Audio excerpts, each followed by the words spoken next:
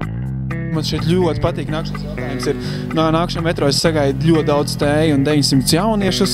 Un man beigās jāparāda, kā man patīk metro un parāda šī tā, jā, man patīk metro. Mani uzaicināja draudzene.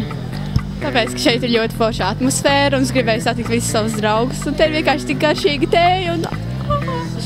Es nezinu, kāpēc atnācu metro. Man te baigi patīk un te var baigi forši pavadīt laiku. Es esmu otru reizi tikai, ja kas. Es atnācu uz metro, lai pielūgtu Dievu, dzirdētu viņu vārdu. Jā, labi pavadīt laiku.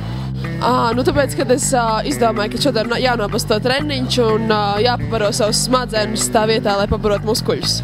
Lai satiktu daudz draugus, lai pabūtu kopā ar Dievu.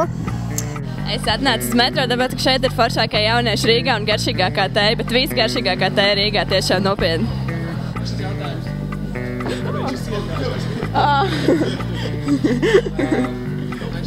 Es nezinu, man nav tā, ka kaut kas man pietrūkst. Te ir baigi laba atmosfēra un pat forši cilvēki un man baigi patīk tā.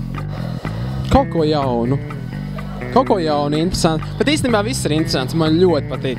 Elīze, lūdzu, atbildēs šo jautājumu. Vai nē? Es sagaidu, ka tas nebūs tik ļoti piedies, kā esam šobrīd. Un sagaidu, ka Filips arī varēs būt ar mums, vai ne, Filip? Es gaidu pārsteigumu. Tas viss tiek uzfilmēts, jā?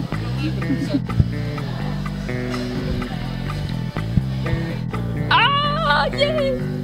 Mums patīk metro. Mums patīk metro. True story.